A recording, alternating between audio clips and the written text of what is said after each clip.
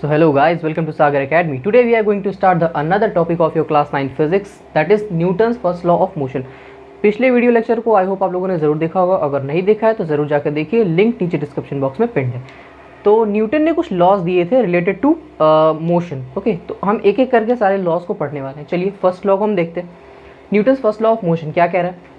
A body at rest will remain at rest, a body in motion will remain remain at rest, and a body in motion will continue in motion in a straight line with a uniform speed unless it is compelled by an external force to change its state of rest or uniform motion. अब मैं आपको ज़रा समझाता हूँ कि क्या कह रहा है। अच्छा, मान लीजिए ये पेन है, मैंने इसे पकड़ा हुआ है, मार्कर है, ये अपने आप से तो अचानक हिलने नहीं लगेगा, या टेबल पे पड़ी हुई बुक अचानक से अपने आप तो खुल नहीं जाएगी जब तक हम उसे खोलेंगे नहीं, या ग्राउंड पे पड़ा हुआ फुटबॉल अचानक से तोड़ने नहीं लगेगा जब तक हम उसे किक करेंगे नहीं, तक हो जाएगा कहाँ। कहने का ये मतलब है कि न्यूटन का सीधा सा यही कहना था कि जब तक किसी चीज़ को हम एक्सटर्नल फोर्स नहीं अप्लाई करेंगे तब तक ना तो वो अगर रुका हुआ है तो चलना स्टार्ट कर देगा, और अगर चल रहा है तो रुक जाएगा। सिंपल सा एग्जाम्पल मैं आपको देता हूँ, जैसे अभी मैंने आपको दिया फुटबॉल वाला। फुटबॉल ग्राउंड पे रखा है, क्या वो अचानक से चलने लगेगा? नहीं, ऑब्वियसली नहीं। बुक टेबल पे पड़ी है, अचानक से खुल जाएगी? बिल्कुल नहीं। तो न्यूटन का सीधा सा यही कहना था। अच्छा, इससे रिलेटेड एक टर्म आता है इनर्शिया। पहले हम जान लेते हैं इनर्शिया क्या होता है, बाकी मैं आपको आगे बताता हूँ। Inertia is that property due to which it resists a change in its state of rest और यूनिफॉर्म मोशन। सिंपल वे में अगर मैं आपको कहूँ तो इनर्शिया एक ऐसी प्रॉपर्टी होती है जो कि अगर कोई बॉडी मोशन में है तो उसे रेस्ट में आने से रोकती है, और अगर रेस्ट में है तो उसे मोशन में जाने से रोकती है। नहीं समझ में आया? कोई बात नहीं। इसे आप इस तरह से समझिए कि जो inertia it is similar to your mass. Okay, यहाँ मैंने लिखा हुआ है heavier objects have more inertia than lighter objects and the inertia of a body is depend upon mass. तो सीधा सा कहने का ये मतलब है, अगर कोई भी बॉडी उसका जो इनर्शिया है वो डिपेंड करेगा कि उसका मास कितना है। मान लीजिए आपके पास एक आयरन का स्फीयर है और एक आपके पास रबर का स्फीयर है, उनमें से अगर आपको दूर फेंकना है उठा करके दोनों को, तो कौन ज़्यादा दूर जाएगा, या किसे आप आसानी से उठा के फेंक देंगे? सिंपल कहूँ, ऑब्वियसली जो रबर वाला है, क्योंकि आयरन का स्फीयर का मास ज़्यादा होगा एज़ कम्पेयर टू रबर वाले के। समझ में आया? या एक टॉय कार है और एक जाइंट कार है, तो दोनों में से किसको मूव कराना आसान होगा? आप दोनों को धक्का मारिए, ऑब्वियसली जो टॉय कार है वो आसानी से दूर तक चली जाएगी, पर जो हैवियर कार है, जो रियल कार है, वो तो वहाँ से हिलेगी भी नहीं। या हो सकता है अगर आप और ज़ोर से लगाएं या 3-4 लोग मिलकर धक्का मार रहे हैं तो वो थोड़ा आगे चली जाए। ओवरऑल कहने का यही मतलब था कि inertia is depend upon the mass. I hope आपको ये समझ में आ गया होगा। The inertia of a body is depend upon मास, यही टर्म मैंने यहाँ पर लिखा हुआ है। अब कुछ एग्जाम्पल्स को लेते हैं। इनर्शिया करता क्या है एक्चुअली? मैंने आपको बताया it resists the change. If it a body is in motion it resist to come it into rest, and if a body is in motion it resists it to come into motion. Okay, मान लीजिए आप बस में बैठे। Okay, बस वाला example लेते हैं हम लोग। अगर आप बस में बैठे हुए हैं, अचानक से जब बस का ड्राइवर ब्रेक लगाता है तो आप आगे की तरफ पुश होते हैं। ऐसा क्यों हो रहा है? क्योंकि आप बस में बैठे, बस मोशन में ऑलरेडी, तो आप भी मोशन में हुए। अब आपके बॉडी का जो इनर्शिया है वो आपको क्या कर रहा है? आप मोशन में, तो वो चाहेगा कि आप मोशन में ही हो। ठीक है, अचानक से जब बस के ड्राइवर ने ब्रेक लगाया तो आपका बॉडी का जो इनर्शिया वो आपको आगे पुश करेगा। नहीं, आप मूव करते रहिए, लेकिन ऐसा तो हो नहीं सकता। क्यों? क्या आप अचानक से मूव करने लगेंगे? नहीं। तो यही है आपका इनर्शिया। या अगर आप कार में बैठते हैं, जब शार्प टर्न्स आती हैं अचानक से, अगर बाइक की स्पीड में या कार में बैठे आपने अचानक से शार्प टर्न लिया, तो देखिए आप इस तरफ ऐसे घूमने लगते हैं। ये भी क्यों हो रहा है? इनर्शिया की वजह से, क्योंकि आपके बॉडी का जो इनर्शिया है वो चाहता है कि you move in a straight line, मतलब आपका मोशन हो पर स्ट्रेट लाइन में। देखिए यहाँ पे मैंने लिखा हुआ है yes, motion in a straight line. मतलब इनर्शिया क्या चाहता है कि आप मोशन में हैं तो मोशन में रहिए इन अ स्ट्रेट लाइन। ओके, तो इसीलिए वो आपको इस तरफ टर्न करता है। मोड़ इस तरफ है, वो आपको फिर इस तरफ ढकेल रहा है, पर क्योंकि आप कार में हैं, सीट बेल्ट लगाए हो, तो आप इसी तरफ टर्न होंगे। वो अलग की बात है कि थोड़ा सा जर्क आएगा। तो आई होप आपको ये वाला समझ में आ गया होगा। अब हम लोग इसके बाद देखते हैं नेक्स्ट इक्वेशन ऑफ मोशन, और उससे पहले एक छोटा टॉपिक आता है मोमेंटम, हम उसे भी कवर करेंगे। आप इसका स्क्रीनशॉट लेना चाहें तो ले लीजिए, मैं साइड हो जाता हूँ। तो चलिए गाइस, हम लोग देखते हैं हमारा दूसरा टॉपिक मोमेंटम। मोमेंटम को समझने से पहले मैं आपको थोड़ा इजी वे में समझाता हूँ। साइंटिस्ट लोगों का काम क्या होता था? अगर 4-5 चीज़ें मिलकर कोई एक काम करे ना, उसको एक दूसरा ही टर्म का नाम दे देते। ऐसे ही सिंपल आपका मोमेंटम भी है। मैंने एक बॉल ली, आपकी तरफ फेंका, अब वो जो आपकी तरफ जा रही है उसमें 2 चीज़ें इन्वॉल्व हो रही, 2 चीज़ें उसमें काम करेंगी। एक तो उसका मास कितना है, उसकी स्पीड उस पर डिपेंड करेगी, और दूसरी कितनी तेज़ी से मैंने उसे फेंका, यानी स्पीड या वेलोसिटी जो भी आप कह लीजिए। तो ये जो मास और वेलोसिटी वाले दोनों फैक्टर मिल के काम कर रहे हैं एक ऑब्जेक्ट पे, इसे नया नाम दिया गया मोमेंटम। समझते हैं ज़रा क्या होता है। The force required to stop a moving body is directly proportional to its mass. किसी बॉडी को स्टॉप करने के लिए कितना उस पर मतलब कितना फोर्स लग रहा है, ये उसके मास पे भी डिपेंड करेगा। बिल्कुल कैसे, एक लेदर की बॉल लीजिए और एक आयरन का स्फीयर लीजिए, दोनों को मैं आपको तरफ फेंकता हूँ, अब आसानी से आप किसे कैच कर लेंगे? ऑब्वियसली जो लेदर की बॉल होगी वो। आयरन का स्फीयर तो कैच करने में आपको थोड़ा सा एनर्जी लगाना पड़ेगा, और अगर मैंने उसे और तेज फेंका तो फिर वो हो सकता है आपके मुंह पे लग जाए। The force required to stop a moving body is also directly proportional to its velocity. मैंने कहा वो जो मैं बॉल आपकी तरफ फेंक रहा हूँ वो दो फैक्टर्स पर डिपेंड कर रही है। एक तो उसका मास कितना है, मान लीजिए मैं लेदर की बॉल सेम स्पीड से आपकी तरफ फेंक रहा हूँ, आपने उसे कैच कर लिया। अब वही मैं आयरन का स्पीयर उतनी तेज़ी से आपकी तरफ फेंक रहा हूँ जितनी तेज़ी से मैंने लेदर की बॉल फेंकी। ज़्यादा इम्पैक्ट कौन डालेगा? ऑब्वियसली जो आयरन का स्पीयर होगा वो, क्योंकि उसका मास ज़्यादा है। एट द सेम टाइम भले ही उसका क्या है, वेलोसिटी सेम है या स्पीड कह लीजिए। इसी तरह से हम मोमेंटम को डिराइव करते हैं। तो ये मास और वेलोसिटी वाले फैक्टर्स हमें ये समझ में आया कि अगर हम इनको एक नया नाम दें तो वो मोमेंटम बनता है। चलिए देखते हैं क्या। The momentum of a body is defined as the product of the velocity and mass. तो जो मोमेंटम है ये आपके वेलोसिटी एंड मास का क्या है? प्रोडक्ट है। प्रोडक्ट यानी मल्टीप्लिकेशन। अगर आपको मोमेंटम निकालना है तो सिंपल आपके पास फॉर्मूला क्या है? Momentum is equals to mass into velocity. अब इसे आप ऐसे भी रिप्रेजेंट कर सकते हैं, momentum is denoted by p. Okay, momentum is denoted by p, mass is denoted by m, okay, multiply का sign, then velocity is denoted by v. This is your required formula to calculate momentum, where p is your momentum, m is the mass of a body and v is the velocity of a body। अच्छा, अब यहाँ से एक और बात निकल के आती है, अगर यहाँ पे वेलोसिटी वाला फैक्टर यूज हुआ तो ये एक स्केलर क्वांटिटी है या vector quantity? Obviously it is a vector quantity. Unit क्या होगी इसकी? मास की यूनिट, एसआई यूनिट की बात कर रहे हैं हम लोग, तो मास की एसआई यूनिट क्या हो जाएगी? किलोग्राम। एंड वेलोसिटी की हमें पता है from the first chapter metre per second. तो क्या यूनिट बन गई इसकी? Kilogram metre per second. इसे ऐसे भी रिप्रेजेंट करते हैं, किलोग्राम मीटर इनवर्स। ओके, अब मैं एक एग्जांपल से आपको समझाता हूँ जिससे आपको बेटर क्लैरिटी आएगी। तो यहाँ पे एग्जांपल लिखा है, a karate player can break a pile of a tile with a single blow of his hand. Karate players होते हैं, ढेर सारी टाइल्स लगी होती हैं और वो एक ही बार में क्या करते हैं? सारी टाइल्स के नीचे तक को तोड़ देते हैं। ऐसा हो क्यों रहा, जरा इसके पीछे के कॉन्सेप्ट को समझते हैं।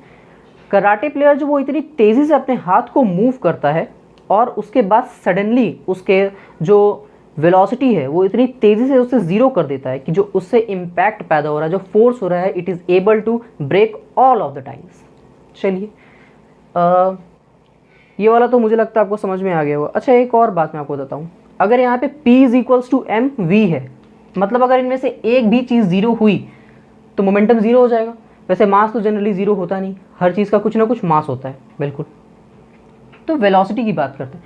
अच्छा, if a object is in rest तो उसका मोमेंटम क्या होगा? बिल्कुल आप सही सोच रहे हैं, उसका मोमेंटम ज़ीरो होगा, क्योंकि वेलोसिटी तो ज़ीरो हो गई ना। जब वो रेस्ट में है तो उसका मोमेंटम कहाँ से कुछ होगा? अच्छा, डायरेक्टली प्रोपोर्शनल का सिंबल ज़रा देख लीजिएगा, तो ये वाला जो सिंबल होता है डायरेक्टली प्रोपोर्शनल का होता है, कई बार आपको ऐसे देखने को मिल जाएगा। Okay, force is denoted by F, force is directly proportional to your mass m, and force is also directly proportional to your velocity v of any body.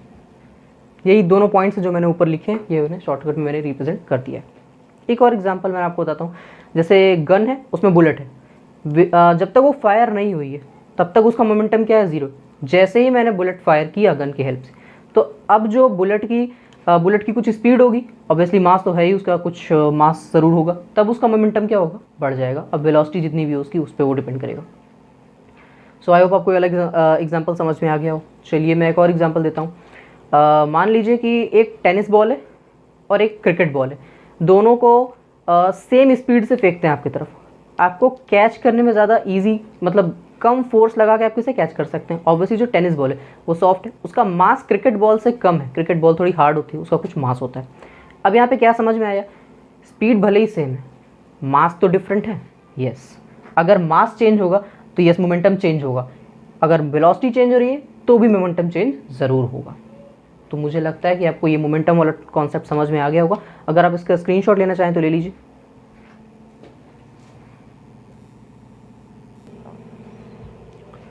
So guys I hope आप लोगों ने screenshot ले लिया होगा। एक बार मैं आपको first law of motion दोबारा से बताता हूँ। फर्स्ट लॉ ऑफ मोशन क्या कह रहा था कि if a body is in motion it continues to be in a state of motion, if a body is in rest it will continues to be in a state of rest unless it is compelled by an external force. क्या मतलब था इसका कि अगर कोई body rest में है तो वो रेस्ट में ही रहेगी, अगर कोई बॉडी मोशन में है यूनिफॉर्म स्पीड तो वो यूनिफॉर्म स्पीड में ही रहेगी, जब तक कि हम कोई एक्सटर्नल फोर्स बाहर से, जब तक हम कोई फोर्स नहीं देते। बाहर से फोर्स देने का क्या मतलब हुआ, ये मार्कर है, जब तक रेस्ट में है तो ये रेस्ट में ही रहेगा। अब मैंने बाहर से फोर्स दिया इसे उठाने के लिए, मतलब एक्सटर्नल फोर्स मैंने अप्लाई किया तो ये उड़ गया, तो यही है हमारा एक्सटर्नल फोर्स का मतलब। ओके, फुटबॉल है, पड़ा हुआ है, जब तक पड़ा हुआ है तो शांति से रहेगा, लात मारी उड़ गया, ठीक है, तो एक्सटर्नल फोर्स लगाई मैंने। और मोमेंटम, ये वाला टॉपिक आई होप आपको अच्छे से समझ में आ गया होगा। एक बार मैं आपको फिर से रिवाइज करा देता हूँ। What is momentum? It is defined as the product of your mass and velocity, यानी ऑब्जेक्ट, कोई बॉडी, उसका मास कितना है और उसकी वेलोसिटी कितनी है, इनका प्रोडक्ट ही आपको क्या देता है, मोमेंटम। एसआई यूनिट क्या होती है, किलोग्राम मीटर पर सेकंड, ऐसे भी रिप्रेजेंट करते हैं किलोग्राम मीटर पर इनवर्स। क्वांटिटी कैसी है, वेक्टर है ऑब्वियसली, क्योंकि इसमें वेलोसिटी वाला फैक्टर यूज हुआ है। एग्जाम्पल मैंने आपको दिया कराटे, जो कराटे प्लेयर होते हैं वो कैसे पाइल्स को तोड़ते हैं। एंड नेक्स्ट एग्जांपल मैंने आपको दिया था कि अगर वेलोसिटी सेम है और मास डिफरेंट है तब कैसे। चलिए एक और एग्जांपल मैं आपको दे देता हूँ। मान लीजिए एक बड़ी कार है और एक छोटी कार है, या सिंपल एक ट्रक है और एक कार है, दोनों की स्पीड सेम है। आपस में जब दोनों टकराएंगे तो उनके टकराने से किस पर इम्पैक्ट ज़्यादा पड़ेगा, ऑब्वियसली कार पर। क्यों, ऐसा क्यों हो रहा है? वेलोसिटी तो दोनों की सेम है but the factor is mass. यहाँ पे मास सेम नहीं है, जो ट्रक है उसका मास ज़्यादा है एज कम्पेयर टू कार, तो ज़्यादा डिस्ट्रक्शन किसका होगा, कार का ऑब्वियसली। तो मोमेंटम यहाँ पर ज़्यादा किसका हो गया, आपके ट्रक का। सो आई होप आपको ये वीडियो लेक्चर समझ में आ गया होगा। अब हम लोग इससे रिलेटेड एक क्वेश्चन को सॉल्व करेंगे और फिर नेक्स्ट वीडियो लेक्चर में हम लोग करने वाले हैं हमारा सेकेंड लॉज ऑफ मोशन। चलिए गाइस, अब हम लोग करते हैं हमारा मोमेंटम से रिलेटेड न्यूमेरिकल्स। मैंने न्यूमेरिकल्स लिखे हैं, हम लोग एक करके उन्हें सॉल्व करेंगे। चलिए, फर्स्ट क्वेश्चन है, calculate the momentum of the toy car of mass 200 gram moving with a speed of 5 metre per second. सबसे पहले क्वेश्चन को पढ़ के आपको ये आइडेंटिफाई करना होता है कि उसमें गिवन क्या क्या है। यहाँ पे आपको मास पता चल गया, दैट इज योर m, और स्पीड यानी वही वेलोसिटी आपको पता चल गई v। आपको निकालना क्या है, सिंपल मोमेंटम। मोमेंटम से related direct formula based questions आते हैं तो इनमें ज़्यादा क्रिटिकल क्वेश्चंस नहीं होते हैं। चलिए हम लोग करते हैं। हमारा फर्स्ट क्वेश्चन क्या है, गिवन है आपको m, मास आपको दिया है 200 ग्राम एंड वेलोसिटी जो आपको दे रखी है वो है 5 मीटर पर सेकेंड। यही है। मोमेंटम का फॉर्मूला क्या था, momentum p is equals to mass multiplied by velocity, यही होता है। मास आपको किस में दे रखा है, ग्राम में, और यूनिट क्या होती है, kilogram metre per second. It means हमें इसे कन्वर्ट करना होगा ऐसा यूनिट में। मैंने आपको सिखाया था अगर आपको मीटर पर सेकेंड से डायरेक्ट किलोमीटर पर आवर से डायरेक्ट मीटर पर सेकेंड में करना तो आप 5/18 से मल्टीप्लाई कर देते हैं। खैर वो बात अलग थी। यहाँ पे हम क्या कर लेते हैं, मास को पहले हम कन्वर्ट कर लेते हैं, ये 200 ग्राम में दे रखा है, डिवाइड बाई 1000 कर दीजिए, तो यहाँ से आपको कितना मिल जाएगा, ये हो जाएगा पर 0.2 किलोग्राम। नाउ अब हम इसे डायरेक्ट फार्मूला में पुट करेंगे तो हमें क्या मिल जाएगा, P is equals to mass is your 0.2 multiplied by velocity V is 5, it will give you 1.0 kilogram metre per second. This is your required answer. So इसका स्क्रीनशॉट ले लीजिए आप लोग, मैं साइड हो जाता हूँ। तो चलिए गाइस, हम लोग नेक्स्ट क्वेश्चन को करते हैं। नेक्स्ट क्वेश्चन आपका क्या कह रहा है, मैं रीड करता हूँ। What is the change in momentum, okay आपको चेंज निकालना है, of a car weighing 1500 kg when its speed increases from 36 kilometre per hour to 72 kilometre per hour. You need to find the change in momentum. Change मतलब आपको पता है final minus initial करते हैं। Okay तो पहले हम निकाल लेते हैं क्वेश्चन में जो जो हमें दे रखा है। सेकंड क्वेश्चन हम लोग सॉल्व कर रहे हैं। चेंज इन मोमेंटम आपको निकालना है। ओके मास m आपको दे रखा है 1500 kg एंड आपको वेलोसिटी v1 कितनी दी हुई है, वेलोसिटी v1 है आपकी 36 किलोमीटर पर आवर। अब ये भी क्योंकि आपको किलोमीटर पर आवर में है तो हमें इसे किस में करना होगा, मीटर पर सेकेंड में कर लेते हैं। मैंने आपको बताया था कि आप डायरेक्ट किलोमीटर पर आवर से मीटर पर सेकेंड में कैसे कर सकते हैं, 5/18 से मल्टीप्लाई करके। Okay, now if you are going to solve this you will get 10 metre per second. तो ये तो आपके पास आ गई वेलोसिटी v1। इसी तरह से हम v2 भी फाइंड कर लेते हैं। v2 आपको कितना दिया हुआ है, 72 किलोमीटर पर आवर। इसे हम सॉल्व कर लेंगे तो हमें यहाँ से मिल जाएगा 20 मीटर पर सेकेंड। आपको निकालना क्या था, चेंज। तो पहले हम मोमेंटम निकाल लेते हैं एक एक करके, ठीक है। तो मोमेंटम p1, क्योंकि मास सेम है बट वेलोसिटी डिफरेंट है, तो हम पहले p1 निकालेंगे देन p2 निकालेंगे। तो p1 कितना हो जाएगा, मास m इंटू वेलोसिटी v1। मास आपका 1500 kg है, मल्टीप्लाइड बाई वेलोसिटी v1 है आपकी 10, और यहाँ से सॉल्व करने पे आपको मिल जाएगा 15,000 kilogram metre per second. Okay, then p2 निकाल लेते हैं हम लोग। p2 आपका कितना हो जाएगा, मास m इंटू वेलोसिटी v2। मास दोनों के लिए सेम ही है, ये आपका आया है 15,000 मल्टीप्लाइड बाई 20। इसे जब आप सॉल्व करेंगे तो आपको यहाँ से मिल जाएगा 30,000 kilogram metre per second. Okay, आपको निकालना क्या था, चेंज। तो यहाँ से जो आएगा change in momentum p is equals to p2 minus p1।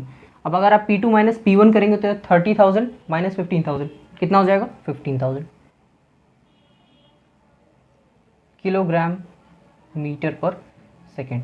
This is your required answer of change in momentum of a toy car. तो आई होप आपको ये वीडियो लेक्चर ज़रूर समझ में आया होगा। अगर इस वीडियो लेक्चर से रिलेटेड कोई भी डाउट है तो उसे कमेंट बॉक्स में ज़रूर पूछिए। हम कोशिश करेंगे कि आपके सारे डाउट्स को क्लियर किया जाए। तब तक के लिए do like share and subscribe our channel. Thank you.